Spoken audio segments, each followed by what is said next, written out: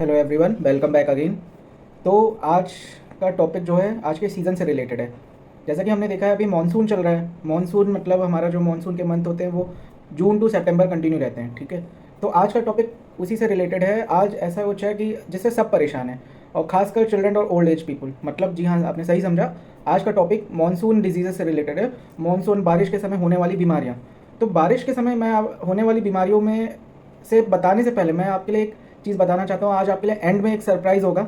उसके लिए आप एंड तक बने रहो वीडियो में, फिर उस सरप्राइज़ का आप मेरे साथ आज मज़ा लीजिए, ठीक है। तो coming back to the topic, आज मानसून में बारिश से होने वाली कई सारी बीमारी होती है। अब ये बीमारियाँ क्यों होती हैं, कैसे होती हैं, इनका इलाज क्या होता है, इनके सिम्टम्स क्या होते हैं, इनमें हमें क्या क्या करना चाहिए प्रिवेंशन के लिए, ताकि हमें इलाज करवाने की ज़रूरत ना पड़े, क्योंकि हमको बीमारी होना, ये सारी चीज़ें मैं आज क्लियर करूँगा, ठीक है। तो ये बीमारियाँ जो मानसून में बीमारियाँ होती हैं, ये टोटल 4 कैटेगरीज, 4 फैक्टर्स की वजह से होती हैं। पहला फैक्टर होता है हमारा mosquito borne disease. Mosquito borne disease जो होती हैं, सीधे एज द नेम सजेस्ट, वो मच्छर यानी मॉस्किटो इन सब के काटने की वजह से होती है। दूसरा होता है हमारा एयरबॉर्न डिजीज़। तीसरा होता है polluted water and food borne disease. और चौथा होता है हमारा ये अपना इन्फेक्शंस, जो भी वो एयरबॉर्न डिजीज़ के उसी में आते हैं, स्किन रिलेटेड इन्फेक्शंस। तो वो कहीं ना कहीं एयरबॉर्न से लेके बहुत सारे फैक्टर्स होते हैं। तो ये 4 कैटेगरी है: mosquito, food and water infected, airborne और स्किन रिलेटेड इन्फेक्शंस या स्किन रिलेटेड प्रॉब्लम्स। ओके, तो मॉस्किटो बॉर्न डिजीज़ पे आते हैं। मॉस्किटो बॉर्न डिजीज़ में जैसे मॉस्किटो का नाम आया, सबसे पहला डिजीज़ आप ले लो मलेरिया। मलेरिया कैसे होती है? मलेरिया होती है फीमेल एनोफेलस, एक मॉस्किटो होता है, फीमेल होता है, उसके काटने से। अब उसके सिम्टम्स क्या होते हैं? उसके सिम्टम्स, सबसे पहला सिम्टम्स होता है फीवर विथ चिल। मतलब काफ़ी तेज़ आपको बुखार होगा, मॉडरेट बुखार भी हो सकता है, और उसके साथ आपको सर्दी लगेगी, आपको नोजिया फील होगा, आपको वॉमिटिंग होगी, बॉडी एक होगा, हेडेक होगा।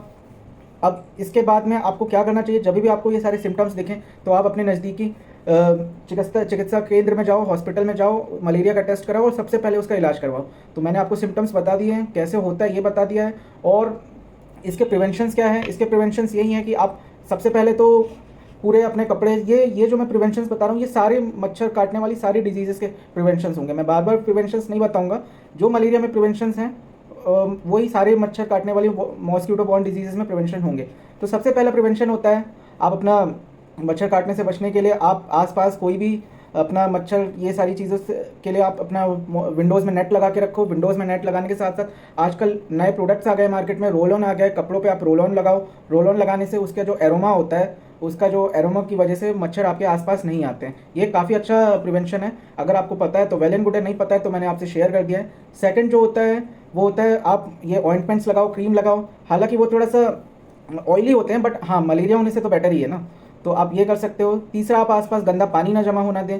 और उसके बाद में चौथा है, आप फुल कपड़े पहनो। बट आई नो ह्यूमिडिटी होती है तो कपड़े पहनना, फुल कपड़े पहनना मुश्किल होता है। मैंने खुद हाफ टी शर्ट पहन रखी है तो आप, लेकिन हाँ, मैंने रोल ऑन लगाया हुआ है। आप भी रोल ऑन लगा सकते हो। आप मार्केट में जाके रोल ऑन पता कर सकते हो। बहुत सारी ब्रांड्स हैं वो रोल ऑन देती हैं, वो कपड़ों के इधर एंड एक्सट्रीमिटीज़ पे लगाते हैं, उससे मच्छर दूर रहते हैं, ठीक है। अब आता है दूसरी डिजीज़ जो कि फिर से मॉस्किटो बॉर्न डिजीज़ है, वो होती है डेंगू। डेंगू जो होती है वो एडिस एजिप्टी नाम के एक मॉस्किटो से होती है। अब इसका जो स्ट्रक्चर होता है, ये मॉस्किटो का स्ट्रक्चर होता है स्ट्राइप रहती हैं इसके ऊपर, ठीक है ना, टाइगर जैसी स्ट्राइप्स होती हैं। तो ये ज़्यादातर दिन में बाइट करते हैं ये वाले मॉस्किटोज। और दिन में बाइट करने के साथ साथ, दिन में जो बाइट करते हैं, इनकी जो बाइट होती है, इनका जो स्टिंग होता है वो थोड़ा ज़्यादा बड़ा होता है। तो ये आपको फील हो जाता है, ये ज़्यादा पेनफुल होता है। तो आपको कभी भी अगर ऐसे कोई स्ट्रक्चर या ऐसा जैसा मैंने बताया उस टाइप से आपको मॉस्किटो काटता हुआ दिख गया अपने ऊपर, जो कि जनरली नहीं भी दिखते हैं, काट के चले जाते हैं, बट अगर दिखता है तो एक बार आप उसके बाद अपने सिम्टम्स को चेक करना और एक बार टेस्ट करवा लेना। इसके सिम्टम्स और होते हैं प्लेटलेट्स का गिरना, प्लेटलेट्स काउंट जो होती हैं बॉडी में वो कम होती हैं, और इसमें जॉइंट में सीवियर पेन होता है। इसको इसीलिए ब्रेक बोन डिजीज़ भी बोला जाता है, क्योंकि जॉइंट्स में इसके सीवियर पेन होता है, और फीवर होता है। अब ये हो गए डेंगू के सिम्टम्स। और इसका भी प्रिवेंशन यही है कि आसपास आप पानी नहीं होने दो, वाटर लॉजिंग नहीं होने दो, और विंडोज़ में नेट लगा के रखो, एंड ऑइंटमेंट्स का यूज़ करो, जैसा मैंने मलेरिया में बताया था। अब तीसरी मॉस्किटो बॉर्न डिजीज़ है चिकनगुनिया। चिकनगुनिया भी एडेस एजिप्टी नाम के मॉस्किटो से होती है। इसका सिम्टम होता है fever, severe joint pains up to 6 month, 6 महीने तक आपके जॉइंट पेन रहता है। अगर आपको मेरी आपसे बार बार रिक्वेस्ट है, आप अपनी बीमारी को बढ़ाएं नहीं। जैसे ही आपको ये सिम्टम्स दिखे और वो परसिस्ट कर रहे हैं, आप नियरेस्ट अपने चिकित्सा केंद्र में जाके इसका ट्रीटमेंट करवाएं, आप पूरी जांच करवाएं, क्योंकि ये बढ़ जाने पे काफ़ी प्रॉब्लमेटिक होते हैं। इनके प्रिवेंशन है वाटर लॉजिंग आसपास, चाहे साफ़ पानी हो चाहे गंदा पानी हो, आप अपने ऑफिस से लेकर अपने रेसिडेंस की जगह पर नहीं जमा होने दें। और विंडोज़ में नेट लगाएं। अगेन मैं बार बार ये चीज़ बोल रहा हूँ, एक छोटा सा इन्वेस्टमेंट करें, विंडोज़ में नेट लगवाएं, ताकि आप हर साल मॉस्किटो से होने वाली बीमारी में आप और आपके बच्चे और आपके घर में जो ओल्ड एज पीपल हैं वो सारे लोग सेफ रहें, सुरक्षित रहें। अब आते हैं हम food and water borne disease, जो कि बारिश में कॉमन है, क्योंकि बारिश में पानी भी गंदा रहता है, बारिश में खाना भी गंदा होता है, पूरी एयर ह्यूमिड रहती है, ह्यूमिड एयर में माइक्रोब्स पनपते हैं जो कि हमारे फूड को इन्फेक्ट करते हैं। तो इसमें सबसे पहली डिजीज़ होती है टाइफाइड। टाइफाइड डिजीज़ के बाद में आती है हेपेटाइटिस ए, और फिर तीसरी होती है कोलेरा। टाइफाइड क्या होता है, एक बैक्टीरिया से कॉज होता है जिसका नाम होता है सैल्मोनेला टाइफी, ठीक है। अब इसके सिम्टम्स जो होते हैं वो होते हैं फीवर, हेडेक, बॉडी एक, वॉमिटिंग। अगर आपको ऐसे कोई भी सिम्टम्स दिखें तो फिर आप अपने नज़दीकी जाके ट्रीटमेंट कराएं। हेपेटाइटिस, अब हम आते हैं सेकंड डिजीज़ पे, हेपेटाइटिस ए। ये एचआईवी वायरस से होता है। इसमें सबसे पहला सिम्टम होता है लॉस ऑफ एपेटाइट। आप में भूख लगना बंद हो जाएगा, भूख खाने की इच्छा बंद हो जाएगी, जिसको हम एनोरेक्सिया भी बोलते हैं। फीवर होगा, नोजिया होगा, जॉन्डिस होगा। और इसके साथ साथ आप और भी थोड़े फीवर्स आप अपनी बॉडी में चेंजेस देख सकते हैं। नॉर्मली आपको जो आपकी बॉडी एक्टिव फील करती है, आपको वीक होने लगेगी। कई बार आपको फीवर फील नहीं होता है, बट वो अंदर का फीवर होता है, वो आपकी बॉडी को वीक बना रहा होता है। तो ये सारी छोटे छोटे सिम्टम्स हैं, आपकी बॉडी आप खुद चेक करो। कई बार आपको मेजर सिम्टम्स नहीं दिखेंगे। मेरे सामने खुद के ऐसे कई केसेस हुए जिसमें मेजर सिम्टम्स नहीं थे, एकदम मिनिमल सिम्टम्स थे, बट वो आगे जाके काफ़ी बड़ी बड़ी बीमारियों में कन्वर्ट हो गए। तो ऐसा नहीं करना है। आपको कोई भी छोटे सिम्टम्स दिखें आप उसको नज़रअंदाज नहीं करें सीधे। और खासकर मानसून के सीज़न में, मानसून के सीज़न में ये चीज़ बहुत प्रोमिनेंट होती हैं। तो मानसून के सीज़न में आप काफ़ी ज़्यादा सेफ रहो। कोई भी ऐसे सिम्टम्स हो आप सीधे आप उसका वो जांच करवाओ। अब कोलेरा पे आते हैं। कोलेरा भी एक infected food and water borne disease होती है। ये एक विब्रियो उससे होती है। ये कोलेरा बैक्टीरिया होता है, विब्रियो, उससे कॉज होती है। और इसमें आपको डिसेंट्री होती है, मतलब वाटरी डायरिया होता है, वॉमिटिंग होती है, जो कि अपने आप में ही काफ़ी खतरनाक चीज़ें हैं, क्योंकि आपको ज़्यादा लूज मोशंस या ज़्यादा वॉमिटिंग हो तो उसमें आपकी किडनी भी डेप्थ में जा सकती है। तो पहले की तरह, जैसे पहले लूज मोशंस को लोग काफ़ी ईजी गोइंग चीज़ लेते थे, मेरी बार बार रिक्वेस्ट है, ये एक चीज़ है जो मैं पर्सनली आपसे शेयर करना चाहता हूँ इस वीडियो के थ्रू। आज की डेट में loose motions are not and trivial thing. ये कोई छोटी चीज़ नहीं है। लूज मोशंस हो, वॉमिटिंग हो, अगर एक लिमिट से ज़्यादा हो तो सबसे पहले आप उसका ORS या जो भी आपके पास वो सॉल्ट सॉल्यूशन है, इलेक्ट्रोलाइट सॉल्यूशन है, उनसे ट्रीटमेंट करो। एंड आफ्टर दैट सीधे डॉक्टर के पास जाओ, क्योंकि इसमें भी लोगों को लाइफ थ्रेटनिंग सिचुएशन आ जाती है। उनकी किडनी डेप्थ में चली जाती है, कई बार उनके सॉल्ट्स लूज हो जाते हैं बॉडी से। तो आज मेरी आपसे हम्बल रिक्वेस्ट है कि आप लूज मोशन वॉमिटिंग को भी सीरियसली लो, उसको एज इट इज़ नहीं रहने दो। अगर आपको एक दिन से ज़्यादा लूज मोशन होते हैं तो आप नियरेस्ट डॉक्टर से कंसल्ट जरूर करें।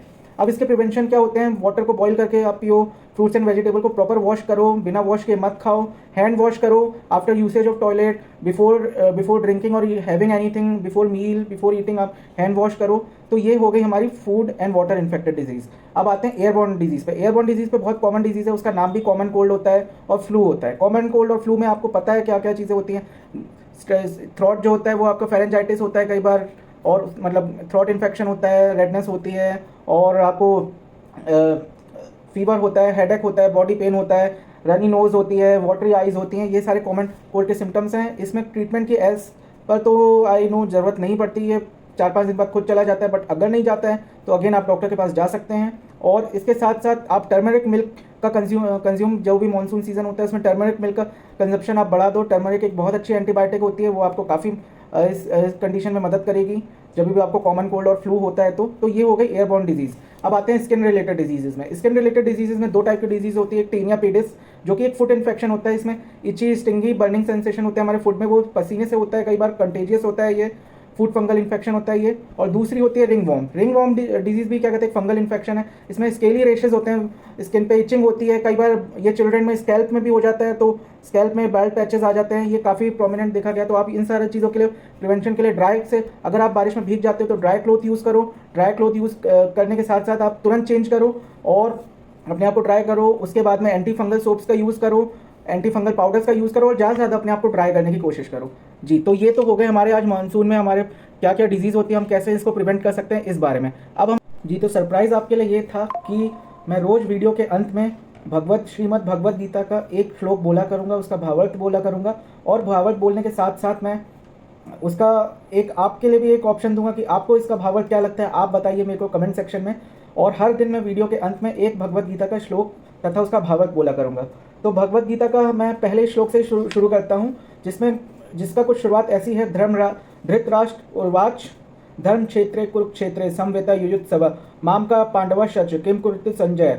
धृतराष्ट्र इसमें कहते हैं कि है संजय, कुरुक्षेत्र में मैं, मेरे और पांडु के पुत्र जो कि युद्ध की इच्छा से खड़े हैं, उनके बीच क्या हुआ है। देखो यहाँ धृतराष्ट्र पूछ रहे हैं कि, संजय से पूछ रहे हैं कि ये क्या हुआ है, क्योंकि वह जन से नहीं देख पा रहे हैं, वो जन से अंधे हैं। तो इसमें सीधे सीधे इसका भावार्थ ये निकलता है कि धृतराष्ट्र जो एक व्यक्ति हैं वो अज्ञान का रूप दिखाया गया है, उनको अज्ञान दिखाया गया है। जैसे कि हम जन्म से, अब आज के युग में हम जन्म से अज्ञानता में ही जीते हैं। उनको क्या, धृतराष्ट्र को इतना श्री कृष्ण के विराट स्वरूप, वो सिर्फ आँख से अंधे हैं, वो मस्तिष्क से, अपने मन से, अपने भाव से अंधे नहीं हैं। उनको सारी चीज़ें समझ नहीं आ रही हैं। उनको क्या श्री कृष्ण का विराट स्वरूप महसूस नहीं हो रहा है? क्या उनको ये नहीं पता है कि श्री कृष्ण जिस तरफ हैं, वो जिस जगह खड़े हैं, वह उनके विपरीत खड़े हैं? ये सारी चीज़ें उनको पता है। उनके मन में आशंका है, उनके मन में भय है कि वो वो पुत्र मुँह में किस तरफ खड़े हैं। परंतु इसके होने के बावजूद भी वो अपना संजय से ये पूछते हैं कि ये क्या हो रहा है।